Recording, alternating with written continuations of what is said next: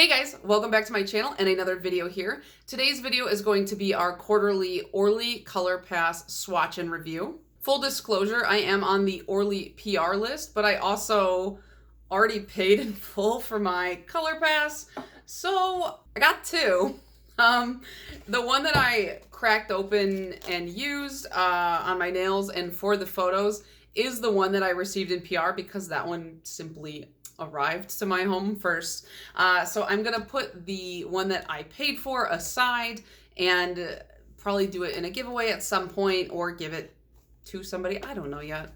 I got so much nail polish. I don't know what to do with it all. So last year's Orly Colorpass had a unified theme.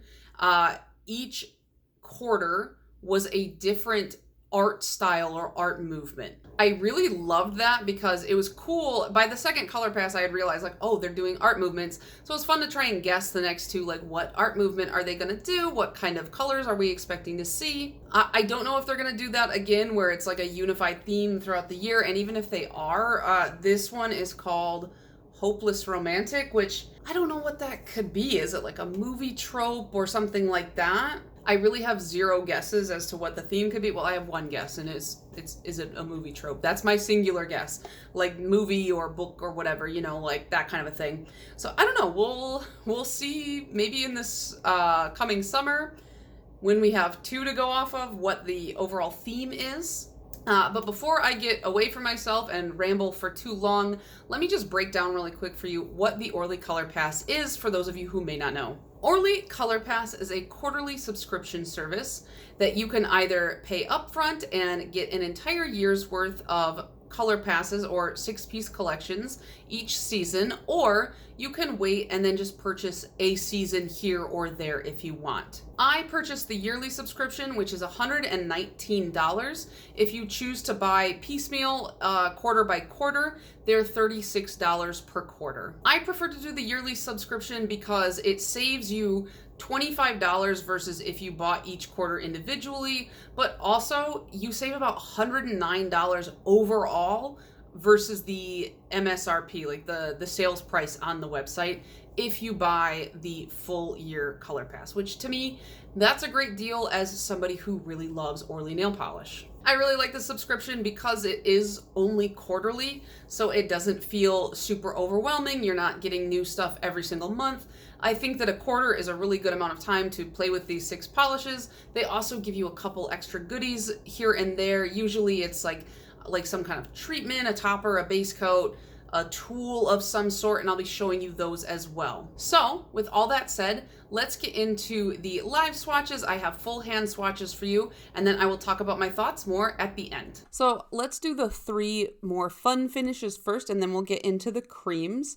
So first up, we have Written in the Stars, and as soon as I started applying this to my nail, my brain immediately went to Elsa. Like, this is the perfect frozen Elsa color, and it is a little bit thinner, a little bit lighter of a color. So as you can see, it is it's giving a little bit of visible nail line, but if you do 3 thin coats, I don't think that you'll see any of it. And even with a little bit of over manipulation on my part on 2 coats, I feel like you can barely see it. And here is the full hand swatch with a different nail shape, oops, and you can kind of see a little bit of nail line, but not much. Then we have Serendipity, which is this really beautiful, rich blue, and it has some purple shimmer coming through. You can see it really well right here. I love this kind of color. It is so pretty, but you can see again, just like the previous polish, they're the same formula in my opinion.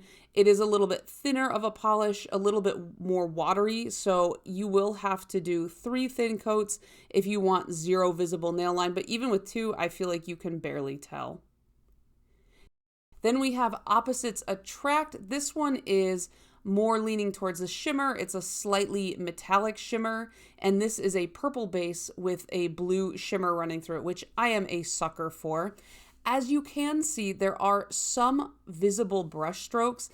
Some people like that, some people don't. I don't love it when they look real wonky, so you can see me being very careful, trying to go very straight with that brush on the downstroke.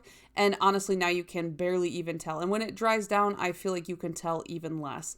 Like here's the full hand swatch. I don't see a single brush stroke. Here we have check yes or no. This is the first of the creams. This is the cutest name, first of all. And I would say that in real life, it leans a little cooler toned than what is picking up on camera. I had trouble with these pinks on camera, just getting them to show up true to color because they just, my skin is red-ish, so it kind of pulls the color, but this is more what it looks like in real life. Then we have Meet Cute, and this one is like the perfect soft, light pink. It's reading a little bit peachy coral on my filming camera, but my full hand swatch photo is a little bit more accurate. This is more just showing you the application. If you have Orly creams, you'll see this is pretty much the exact same application. 2 thin coats gives you full coverage, no issues there. And then here is the full hand swatch, and this is more what the color would look like in like a regular daylight. Finally, we have Oh Darling, and this is the reddish tone in the trio of creams. It is pulling way brighter on this camera than it actually is. This is, again, just more for application. And again, 2 coats is perfect. Even in that 1 coat, it was pretty much a 1 coater for me. I just like the thickness of 2 coats. And here is the full hand swatch. This is more true to the real life color. So what did you guys think of the Hopeless Romantic collection? From like the moment that I saw the promotion pictures, I knew straight away what my favorites were gonna be. These 3 more fun finished polishes, they just clawed right into my heart, which doesn't surprise me at all because I love a shimmer. First of all, like shimmers are one of my favorite finishes, but also they're blue and purple, which blue and purple heavily dominates my collection. Like if you broke down all of my nail polish by color, blue and purple are definitely on the higher side of like the color ratio. So I knew pretty quickly just from seeing the photos, I was like, these are gonna be my faves right here. I feel like as far as the full color story goes, it is quite spring, you know, like blues and pinks and stuff like that. This reminds me of clear skies and flowers blooming, you know, and that's spring. That screams spring. As far as the theme goes, Hopeless Romantic, like I said at the beginning, I'm not really sure like where they're going with that. Like what the next collections might be if they're gonna fit a unified theme. And with a name like this, it's not like last year we had very specific art styles. We had Impressionism, we had pop art, things like that. And you can conjure up an image of what those are because those have specific kind of criteria surrounding them. Hopeless Romantic, I don't have like a color palette in my head that's like, oh yeah, that's Hopeless Romantic. A Hopeless Romantic is that color. But at the same time, I also don't think that the name doesn't not match it. Like it's kind of vague. It's hard to assign this to the colors. I think it's fine, especially because I feel like this here is very floral tones to me. And even like this lighter blue and stuff, it's giving a lot of flowers to me. And I just feel like Hopeless Romantics are probably big flower people. I feel like they love to give and receive flowers. Maybe that's a stretch, I don't know. But I feel like it works. It works for me. I think the sole concern that I really had when I first saw this collection in pictures, not swatched, just bottle shots, I was worried that this color here, Opposites Attract, this purple with a blue shimmer running through it, I was concerned it was going to be streaky because Orly has kind of 2 types of shimmers. They have a more metallic-y shimmer, and then they have like a normal shimmer. And those metallic-y shimmers can get a little bit brush strokey, a little bit like you can kind of see every detail, every movement on the nail. And I looked at this in the bottle and I was like, please don't be that kind. Please, I'm begging you, please don't be that brush strokey kind because I'm not a huge fan of that. And it's easy to mitigate if you are careful, but I was just really worried for this polish because this color was screaming to me. And I am happy to report that I found that the brush strokes on this really were not very prominent, and as it dried down, they kind of faded out.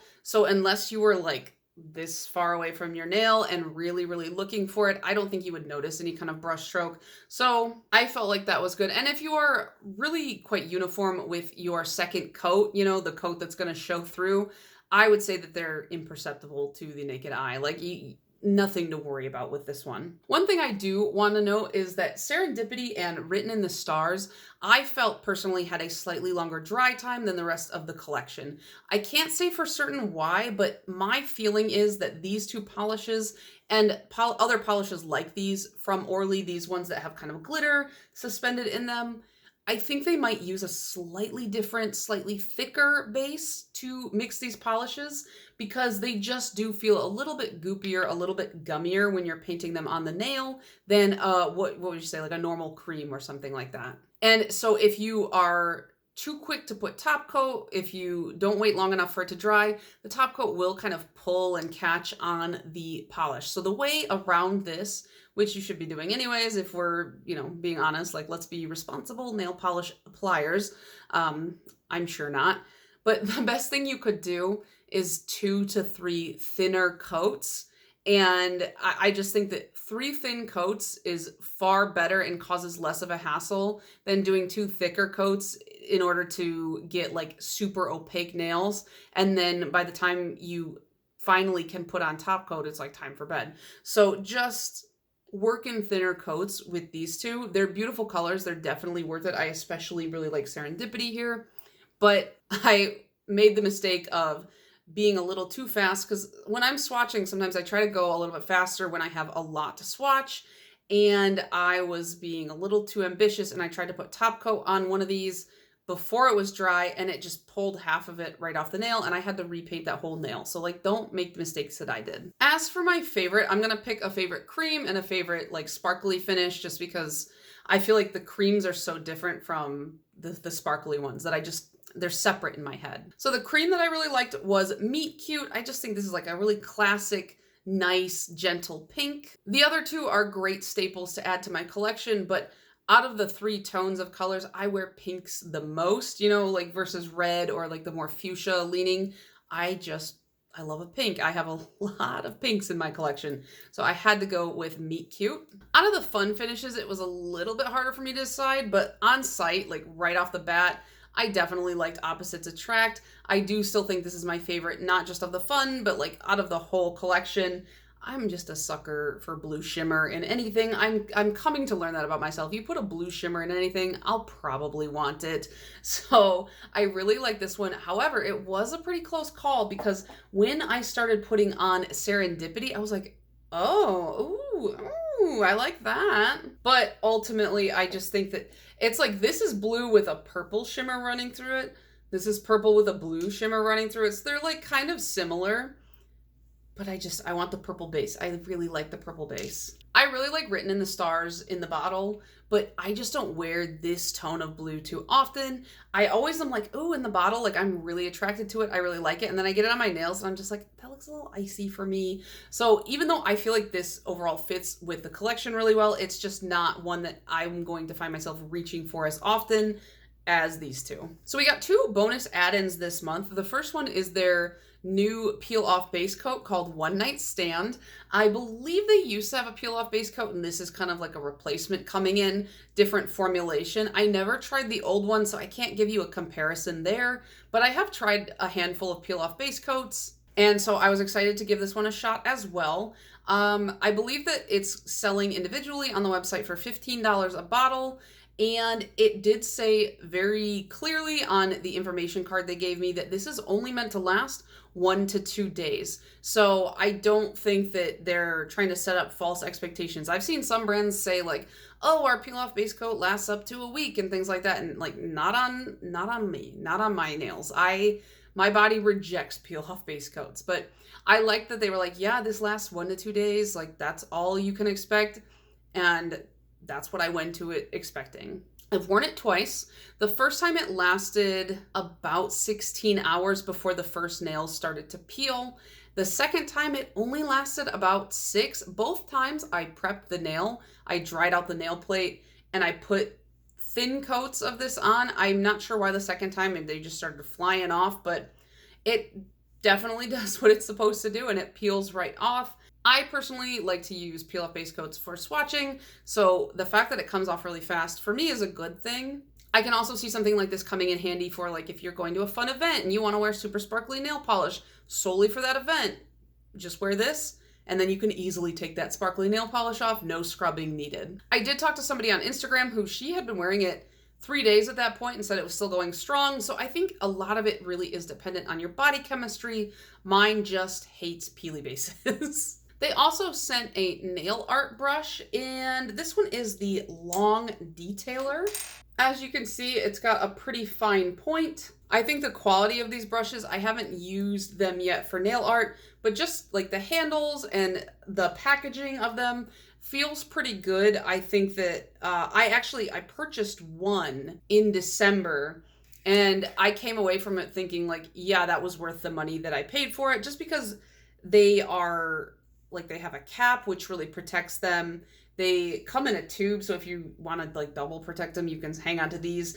The brush itself, it's like kind of metally. I don't know what materials are. It's firm, it's hard, it feels like it's built to last. And I really like how fine the points are on a lot of their brushes, because I bought a lot of cheap brushes throughout the years, and one thing I've noticed is like even the finest point brushes that I've bought from like cheap retailers aren't fine enough, but these Orly ones are so fine. So it's like great for such a small canvas area. So did I like this collection? Yes, absolutely, wholeheartedly. I really am enjoying this collection. I feel like these creams are great for, you know, Valentine's Day. It's coming up, although Orly did release a little Valentine's Day trio too. If you're interested, go check out the website. I do have swatches over on my Instagram as well if you want to check that out. But I also really like these fun finishes. I feel like this whole collection is very suited to the springtime. Perfect for picking the spirits up to come out of this yuckier weather. It has been snowing nonstop here, so I feel like when that starts to melt, these will be kind of the colors I want to wear. And there's something about this, I don't know, it's like we've got like these 3 like bluish tones and then these 3 more reddish pink tones where it just feels like there's like a dividing line right down the collection. It just feels, it kind of reminds me of when Zoya used to release those huge collections, but they were kind of like half and half. Like it was one collection, but it was split into 2 separate parts when they used to do like really big, like 12+ piece collections. But they did it with a 6-piece. And I kind of like that. I like that there's kind of a dividing line where you're like, this is a mood and this is a mood, you know? So yeah, that's gonna be it for this video. Let me know what you guys thought. Did you love this box? Did you hate this box? I know some people have like just started subscribing to Colorpass. So I hope you really liked it, because I would feel really bad if you didn't. And also let me know, drop down your theories for what the theme is supposed to be. Right now, like I said, all I can think of is like maybe like literary or movie tropes or something like that. But I kind of I'm trying to figure it out because I want to know already what like the next box might be. But yeah, that's going to be it from me. I will talk to you guys down in the comments and see you in the next one. Bye.